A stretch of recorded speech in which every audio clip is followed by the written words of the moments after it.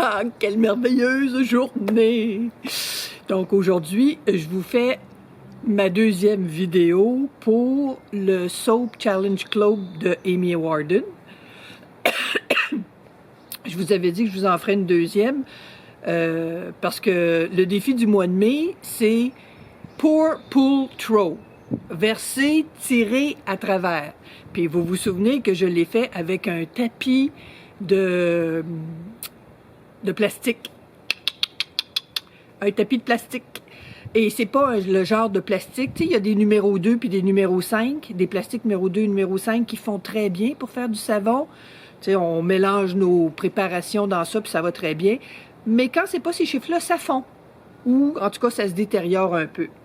Et c'est ce qui est arrivé avec mon premier savon. Maintenant, aujourd'hui, je l'ai fait avec un tapis de silicone.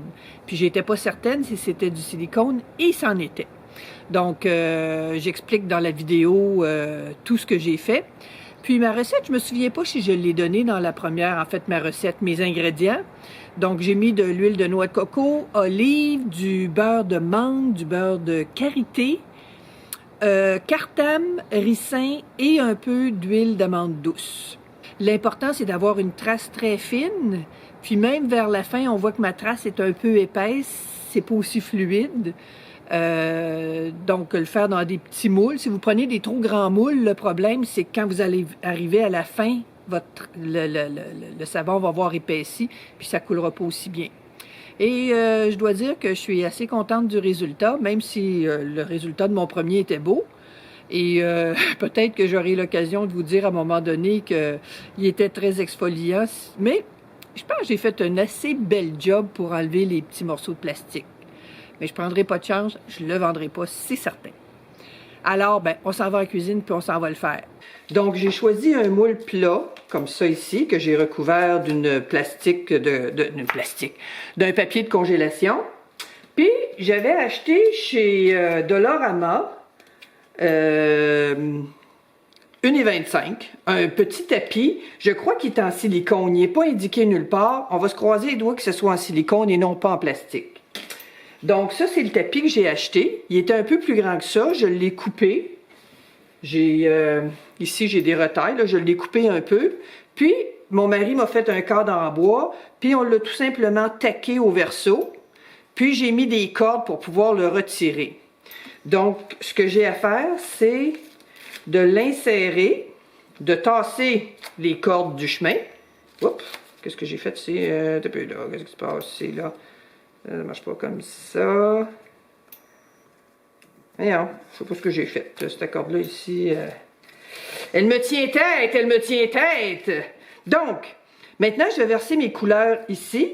Puis, à la fin, je vais prendre mes cordes, mes cordes, et je vais venir tranquillement tirer en espérant qu'on voit bien le motif des papillons et des fleurs, ou en tout cas, ça va donner quelque chose.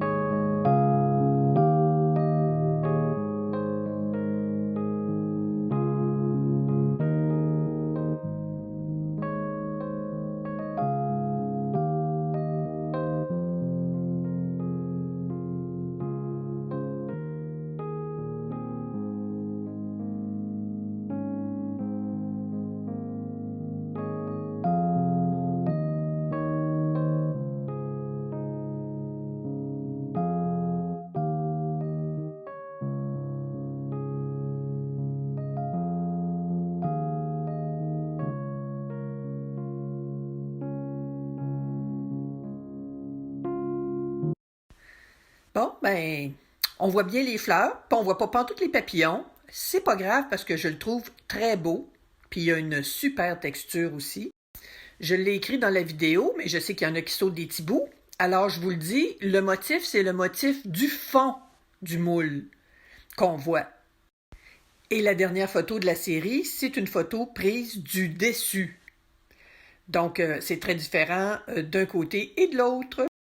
Bon, il y a plusieurs personnes qui m'écrivent là, pour me demander mes recettes. Je ne les donne pas mes recettes, je donne mes ingrédients pour que vous puissiez faire votre propre recette. Merci d'être là, merci de tous vos commentaires, bienvenue aux nouveaux, puis on se revoit dans une prochaine vidéo. Tourlou!